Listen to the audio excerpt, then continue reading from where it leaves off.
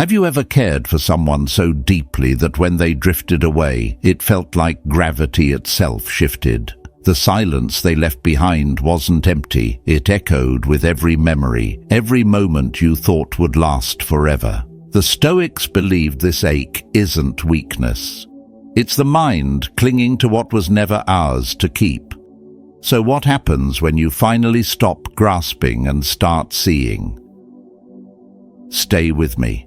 As we step into the first chapter, imagine standing on a shore at sunset, watching the tide pull away the patterns you drew in the sand. You try to hold them, to trace them again, but the water keeps erasing everything you think should stay. That's what it feels like when someone drifts from your life.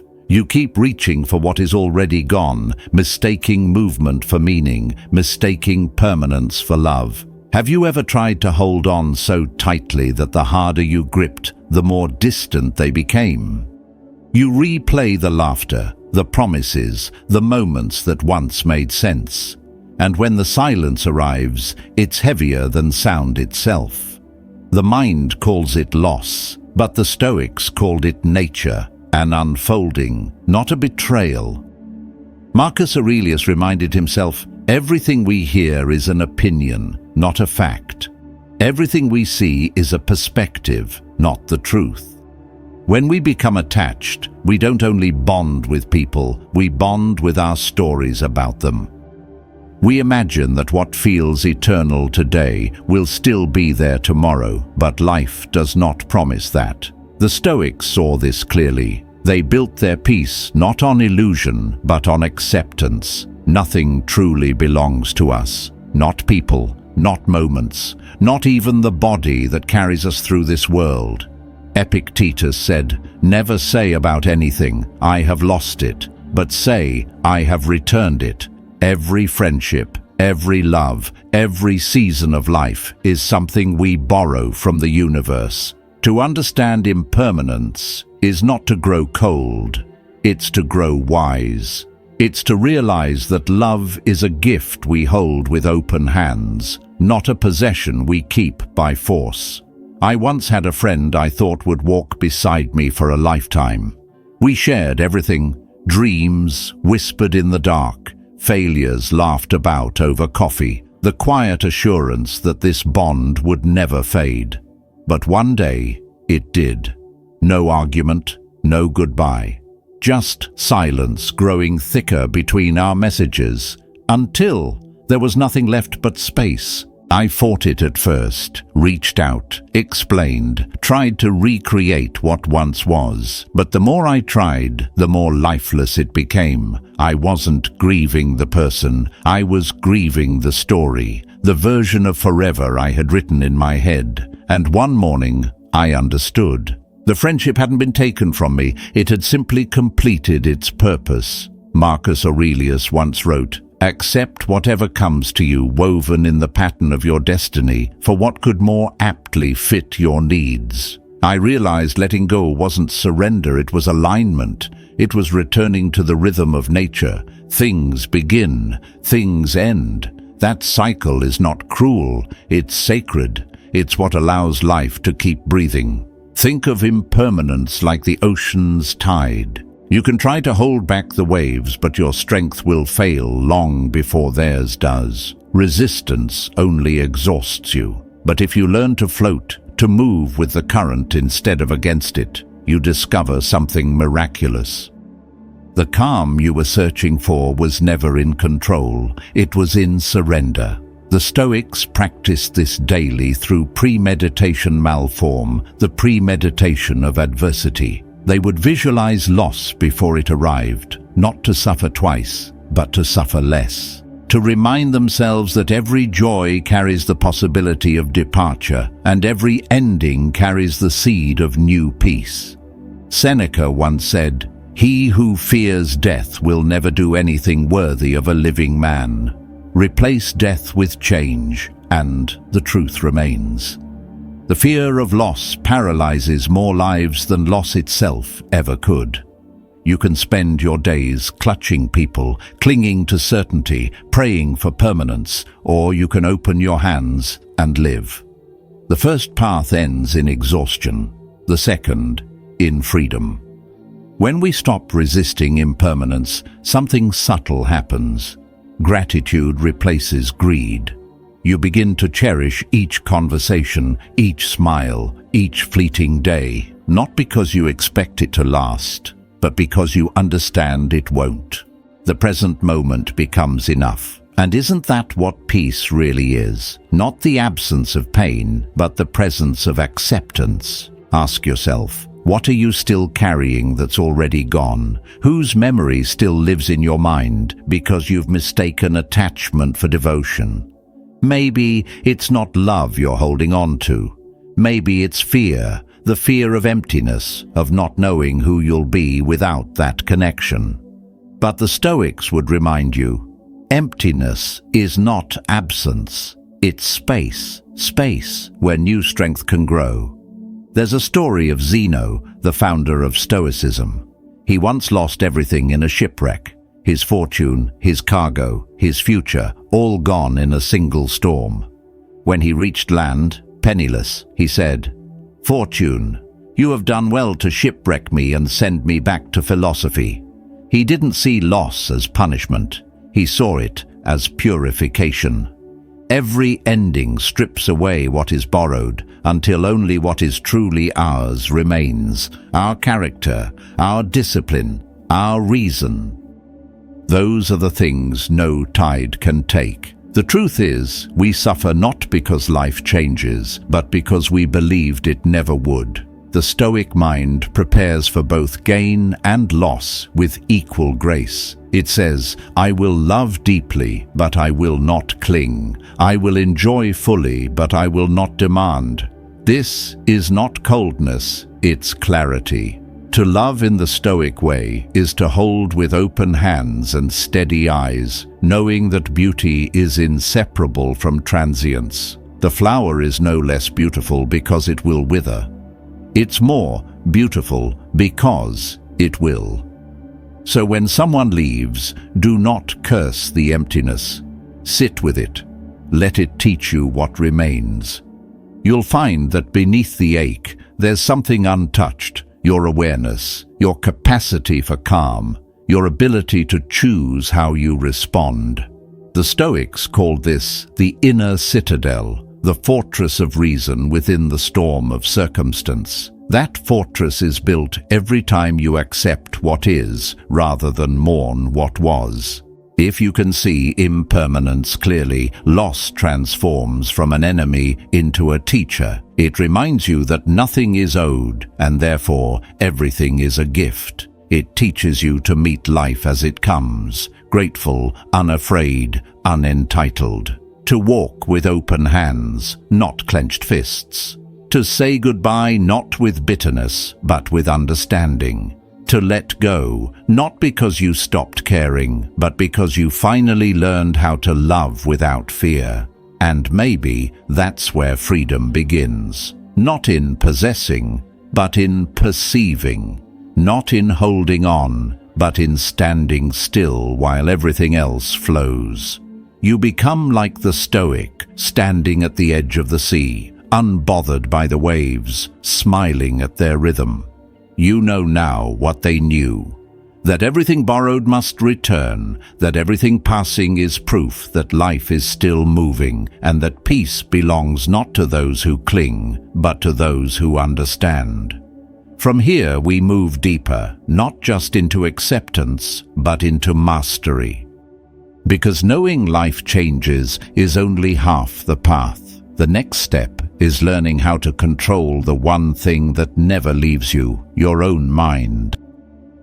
Moving into the next chapter, imagine standing in a quiet room, waiting for a message that never arrives. Each minute stretches longer, each silence grows heavier. The mind starts whispering stories, some cruel, some desperate, until the silence itself begins to hurt.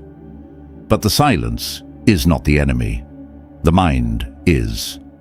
How many times have you turned small moments into storms? A late reply becomes rejection. A pause becomes punishment. A simple misunderstanding becomes proof that you're no longer seen. The Stoics understood this weakness of the human mind. They taught that pain rarely comes from what happens, but from what we think about what happens. Epictetus said, "It's not things that disturb us, but our judgments about things." Those words cut through illusion like a blade. Life doesn't hurt you. Your interpretation of life does. When you start to see this, you begin to notice how much suffering you create with your own hands. One look, one phrase, one action from someone else, and suddenly your thoughts build entire worlds of meaning around it. They don't care. I must have done something wrong. I'm losing them. But what are the facts? They said nothing. They did nothing. It was your own imagination that lit the fire and called it truth. Marcus Aurelius wrote, "You have power over your mind, not outside events. Realize this, and you will find strength." He didn't say it to sound wise. He said it because he had lived it. A man surrounded by betrayal, war, sickness, and yet calm enough to rule with reason. He knew the real battlefield was within. You can't command the world, but you can command the story you tell yourself about it. Once, I remember a friendship that tested this truth. One evening we spoke for hours, about life, about loss, about dreams. It felt like a rare kind of connection, honest and open. The next morning I sent a message, simple, warm, and then nothing. No reply that day or the next. The silence began to echo in my chest. My thoughts twisted. Did I say too much? Did I cross a line? Did I matter at all? By nightfall, I had written entire scripts in my mind, scenes of rejection that didn't exist. When the message finally came 2 days later, it was ordinary, almost cheerful. They had been busy, nothing more. And in that moment I realized the storm I had lived through was my own creation. My suffering hadn't come from their silence, it came from my judgment of it. That was the lesson, a quiet, humbling one. The Stoics never said to kill emotion. They said to question it. When anger rises, they ask, what belief created this anger? When sadness lingers, they ask, what story am I telling myself that feeds it? Every emotion is a messenger, but if you mistake the messenger for the truth, you lose your peace. Epictetus advised his students to pause before every emotional reaction and ask, is this within my control? Most of what we feel is not. You can't make someone reply faster, love deeper, or stay longer, but you can decide whether you'll let their actions control your mind. That decision, that single pause, is the difference between peace and chaos. Marcus Aurelius wrote in his journal, the soul becomes dyed with the color of its thoughts. Whatever you dwell on becomes your nature. Think bitterly, and bitterness stains you. Think clearly, and clarity becomes your home. Most people try to fix their emotions by fixing others. The Stoic fixes their emotions by fixing perception. They don't need everyone to agree or approve. They only need to see reality as it is, not as the wounded ego imagines it. Imagine a man standing before a mirror covered in dust. The reflection is distorted, blurred, ugly. He grows angry at the mirror, cursing it for showing him pain. But the problem isn't the mirror, it's the dust. The Stoic mind is a mirror that stays clean. Every day it wipes away the dust of assumptions, fear, and expectation. That's what thinking clearly means. You're not changing the world, you're clearing your vision of it. There's strength in stillness, not the kind that denies emotion, but the kind that governs it.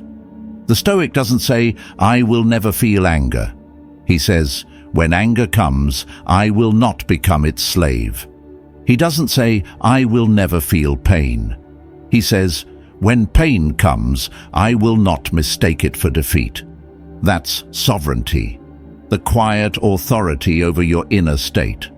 Once you learn to master thought, you stop being a victim of moods. You can walk through rejection and stay centered. You can sit in silence and still feel whole. Because you no longer depend on others to steady your heart, you've learned to steady it yourself. Seneca once wrote, "A wise man is content with his lot, whatever it may be, without wishing for what he has not." Contentment doesn't come from perfect circumstances. It comes from disciplined perception. The mind, when trained, becomes like a calm sea, deep, reflective, unmoved by surface winds. But if left untrained, it becomes a storm that drowns its own ship. To master your mind is to reclaim your life, to question each reaction, each assumption until truth stands bare. Ask yourself, every time emotion surges, what exactly happened? What story am I adding to it? You'll see that most pain fades when explanation ends. Reality is lighter than the stories we attach to it.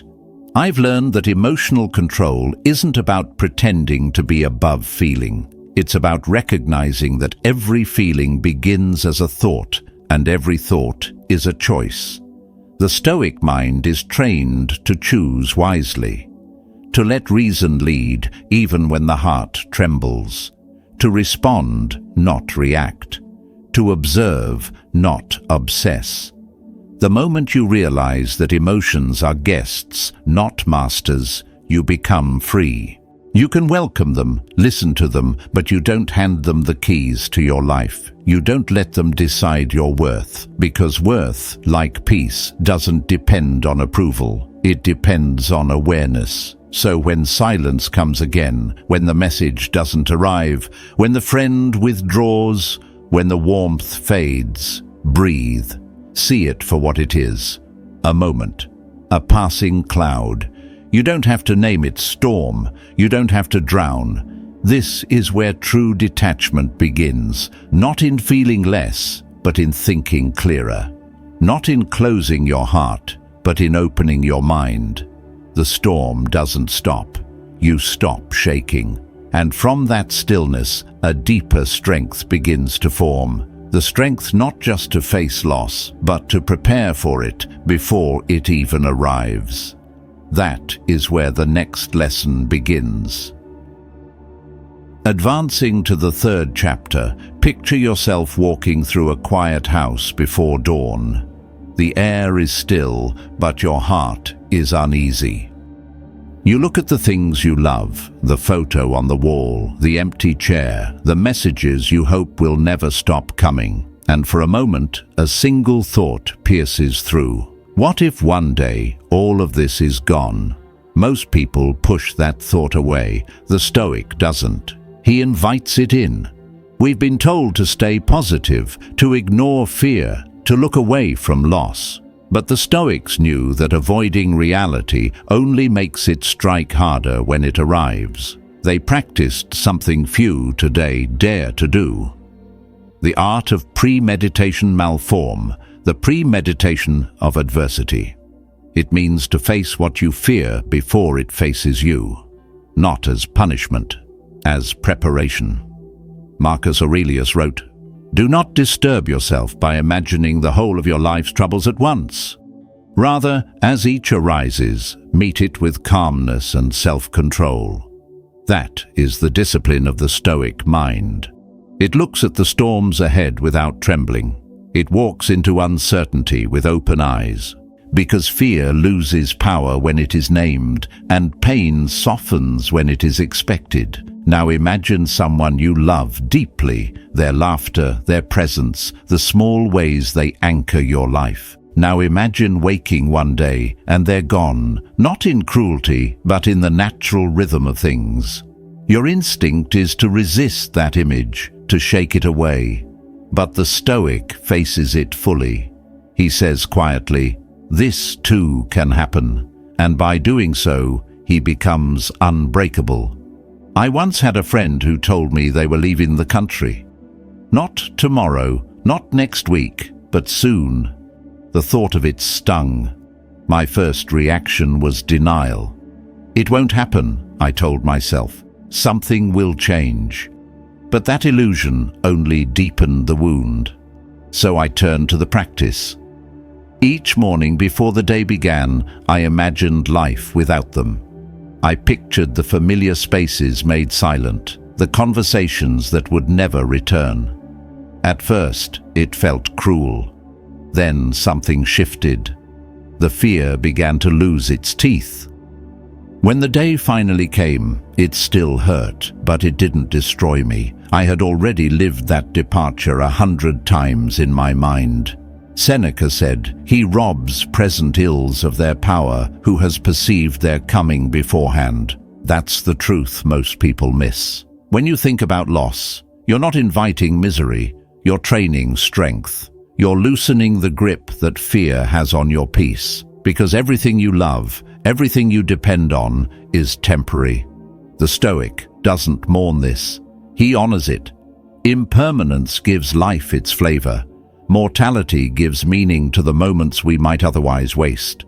Look at the trees in winter, bare, stripped, silent. Do they panic when their leaves fall? No, they trust the cycle. They understand that losing what once was full of life is not an ending, but a passage. You, too, are part of that same rhythm. What leaves you clears space for what's next. What ends becomes the soil for new beginnings.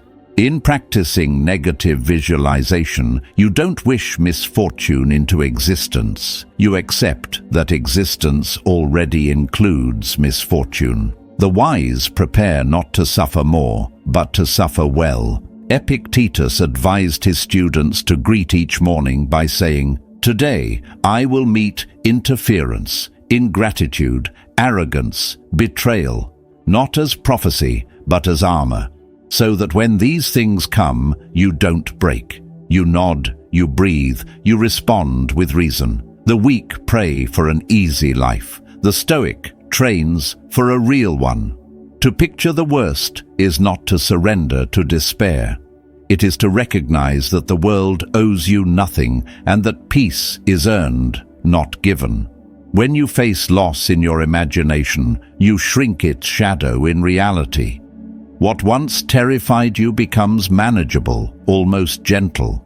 You begin to realize that you can survive almost anything because you already have again and again in your mind.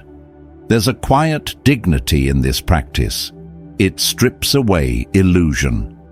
It teaches you to hold things lightly, not carelessly, but consciously. To say, "I will love you deeply, but I know you may leave." To whisper, "I will cherish this moment, but I will not demand it to last." That's not detachment, that's devotion without chains. The modern world tells you to seek comfort.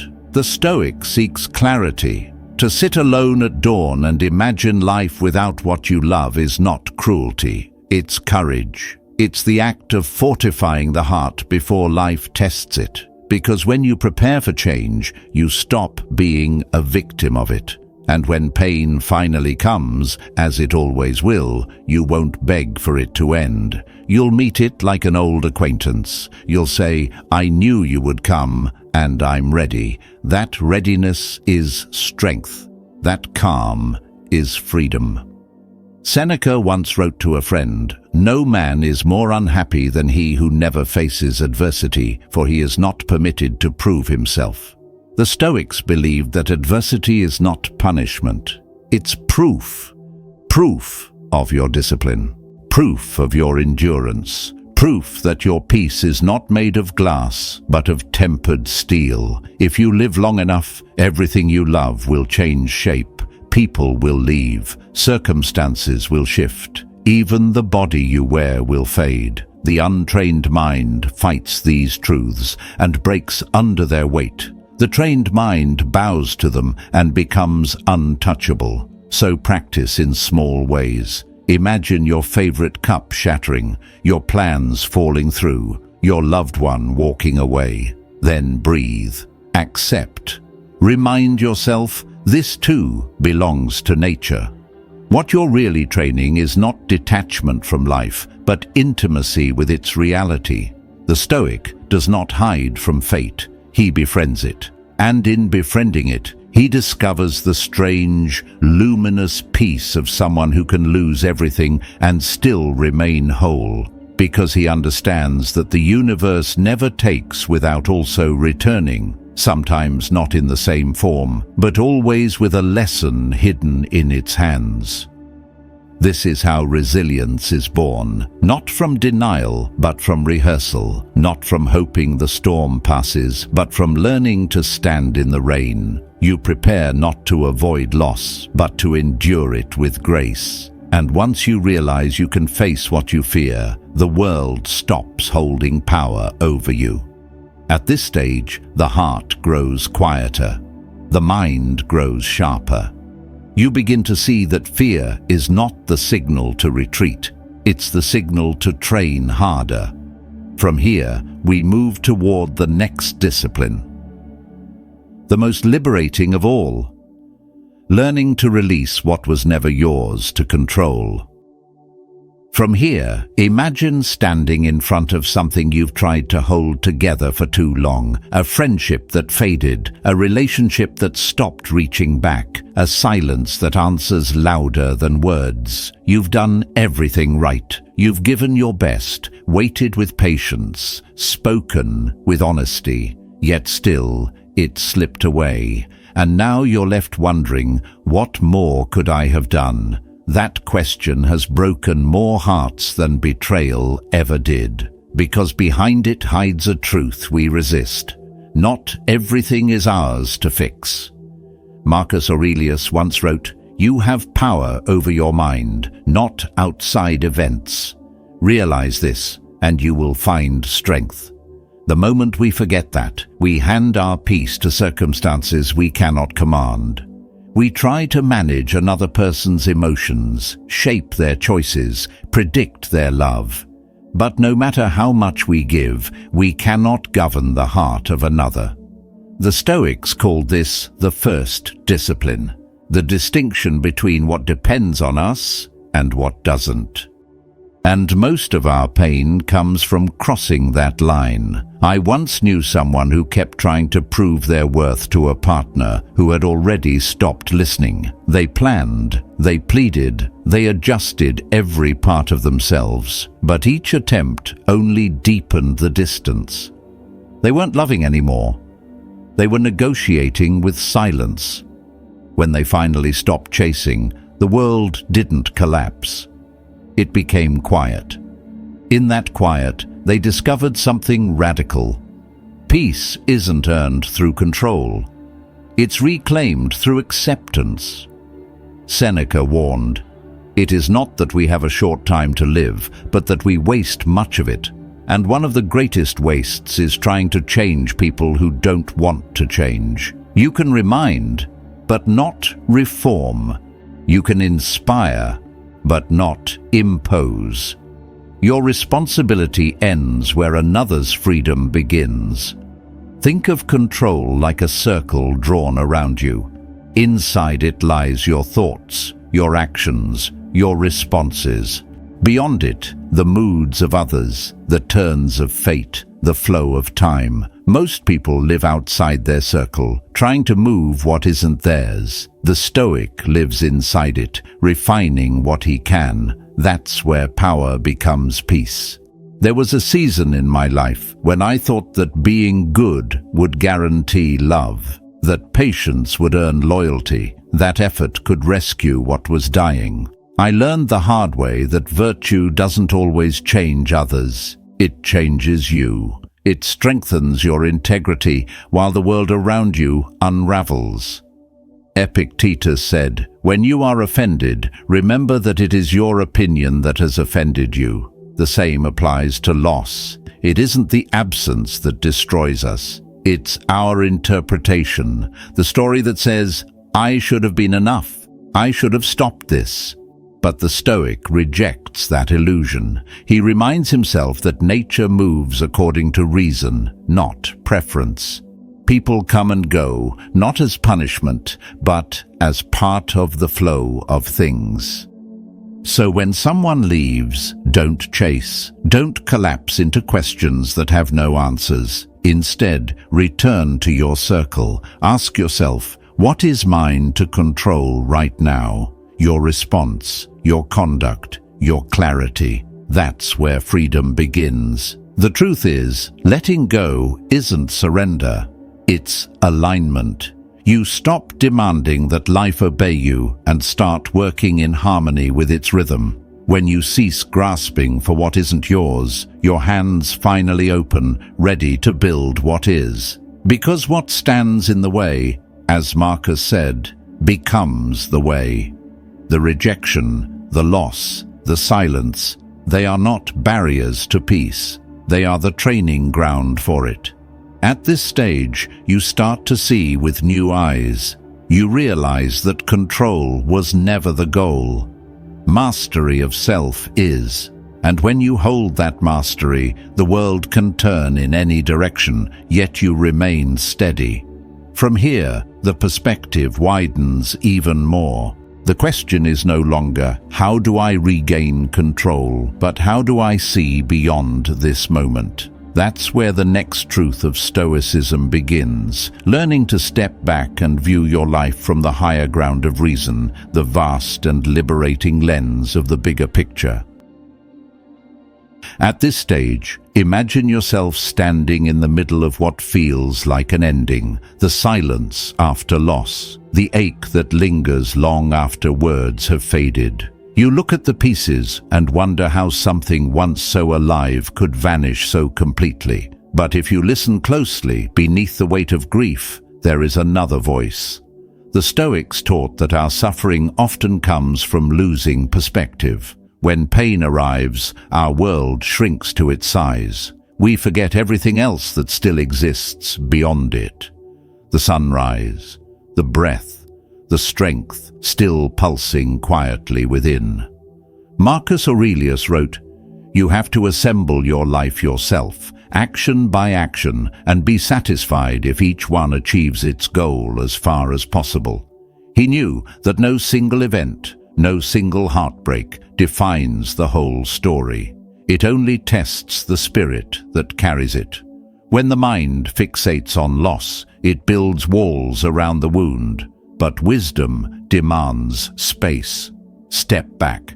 See your life as a map instead of a single street. Every joy, every failure, every silence has led you here, not as punishment, but as preparation. The Stoics called this acceptance, amor fati, the love of fate. Not just enduring what happens, but embracing it as necessary for your growth. I remember walking alone one night after something I thought was unbreakable had ended. I stared at the stars, distant, ancient, indifferent, and suddenly I felt small. But that smallness wasn't despair. It was peace. Because when you see yourself as part of something vast, the weight you carry becomes lighter. The world doesn't revolve around your pain.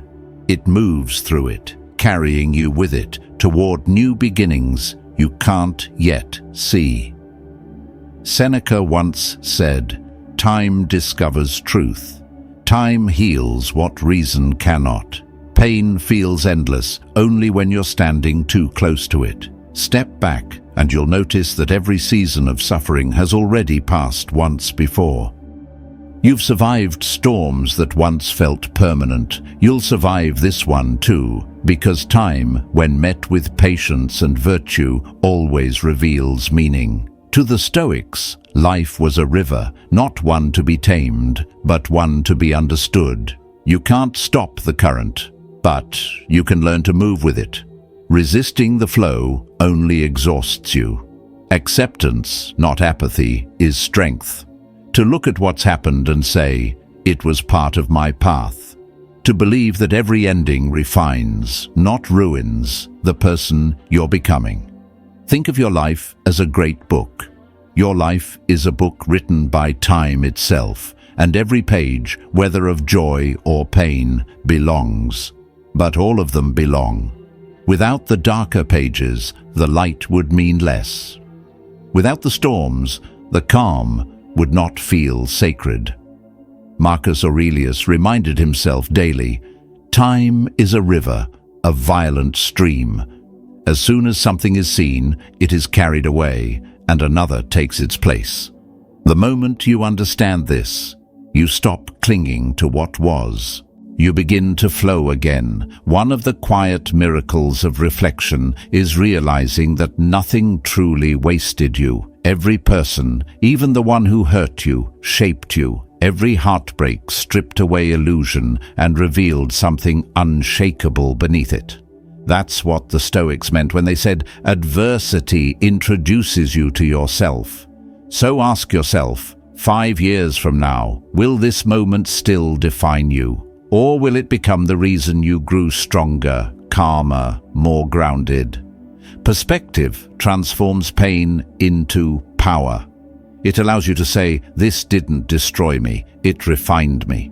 When you see from the higher view, detachment becomes compassion, not for others, but for yourself. You stop blaming, stop replaying, stop grasping. You simply see. And in that seeing, you find peace. Because in the end, Stoicism isn't about escaping life. It's about living it fully, with clarity, gratitude, and proportion.